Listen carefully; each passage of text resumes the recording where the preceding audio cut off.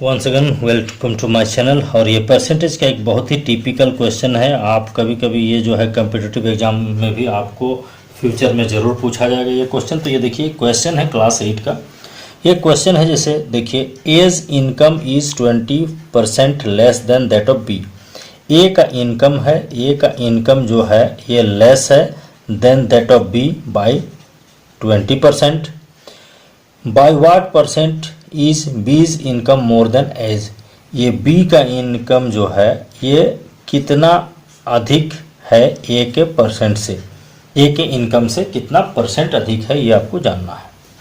तो यदि इस तरह का क्वेश्चन आपको होता है, थोड़ा सा आपको देखने से लगता होगा कि सेम तो होना चाहिए, 20% लेस है तो 20% उसका मोर होना चाहिए, ये आपको लगता होगा, लेकिन ऐसा है नहीं।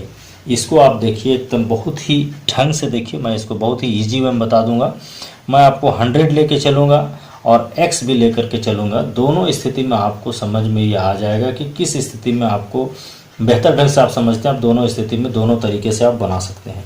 तो चलिए हम लोग चलते हैं यहाँ पे 100 लेकर के। तो देखिए यहाँ पे क्वेश्चन है A's income is 20% less than that of B.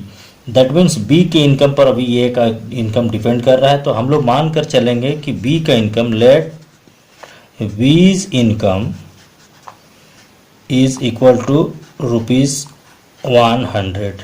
हमने मान लिया 100 है। देयरफॉर एज इनकम कितना होगा, A's income that is 100 minus 20% of B's income that is 20% of 100 that is 20। तो ये दैट इज 20, दिस इज ₹80। इसका मतलब ए का जो इनकम है वो कितना है, 80 है। अब यहाँ पर देखेंगे कि ए का इनकम जब 80 है तब बी का इनकम कितना है, 100 है। आप ऐसा भी ले चलते हैं, यहाँ पे आपको दिख रहा है। तो लिखेंगे व्हेन आपका ए का निकालना है तो आप ये देखेंगे कि ए का 80 है तो बी का 100 है। तो ए का जब 100 होगा तो बी का इनकम कितना होगा। तो व्हेन एज इनकम इज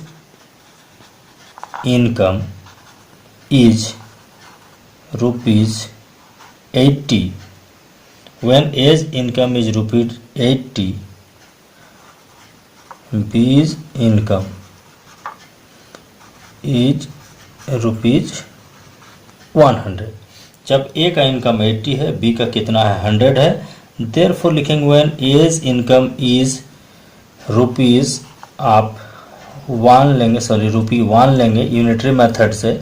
तो ये आपका आ जाएगा रुपीज़ ये 100 बाई 80। देयरफॉर लिखेंगे व्हेन एज इनकम इज, आपको बताया हमने जब ये 100 रुपीज़ इनकम होगा तो बी का कितना होगा, that will be equal to 100 by this is 80 and this 100 is here. तब आपका ये कितना होगा, ये 1 4 2 R and 4 25 and 2 5 R this, that is ₹125। इसका मतलब हुआ कि जब ए का इनकम 100 रुपीज़ होगा तो इसका 125 होगा। तो यहाँ पर क्या लिखेंगे, बीज इनकम तो है यहाँ पे ये बी का इनकम हो गया। तो B's income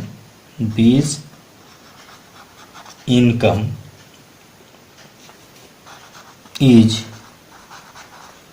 more than A's by, आपका कितना होगा, ये 125 है एंड दैट इज आपका ये कितना हो गया, ये आपका 100। यस, तब देखिए when B's income is more than A's by कितना हो जाएगा आपको, ये आपका 125, इसका है 100 दैट इज 100 दैट इज ₹25।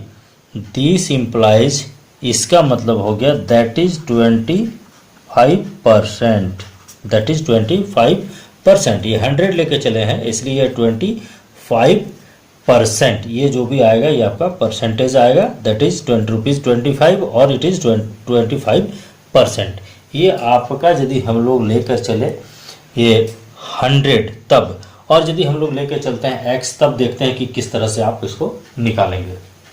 मान लेंगे कि b का जो इनकम है वो x है, तो लेट बीज इनकम आप लिखेंगे B's income is equal to rupees x, therefore A's income, A का इनकम कितना होगा x less 20%, that is 20/100 of B's income is x, then it is 20, that is it is x/5।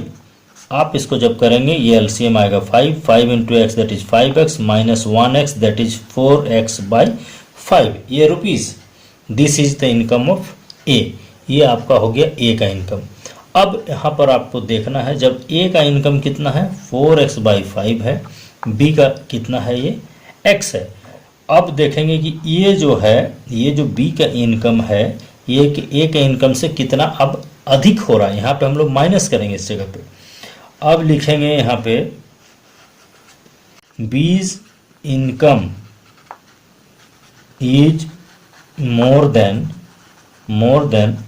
As by, कितना होगा B का income x है minus इसका income हो गया आपका 4x/5 दैट इज 5x, ये आपका 5x minus 4x that is x/5। यहाँ पर से जो है क्वेश्चन आपको थोड़ा सा यहाँ पर आपको समझना पड़ेगा, और वो क्या है देखिए। अब आप देखेंगे कि जब ए का इनकम कितना है 4x/5 है, तब बी का इतना ज़्यादा है। तो हम देखेंगे कि जब ये ए का इनकम जब ₹100 होगा तो ये कितना अधिक होगा। इसके लिए आप यूनिटरी मेथड लेके चलेंगे। यहाँ पर लिखेंगे when एज इनकम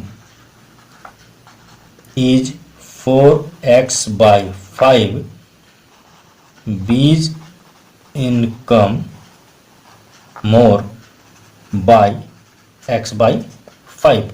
जब ये 4x/5 है तो इसका x/5 अधिक है, देयरफॉर लिखेंगे when A's income is, that is ₹1 unitary method, ये हो जाएगा दैट इज इक्वल टू आपका होगा x/5 that is divided by 4x/5, that is division sign, and when this one is 100, that is when age income is 100, this will be what, then this is x/5 divided by 4x/5 and into 100।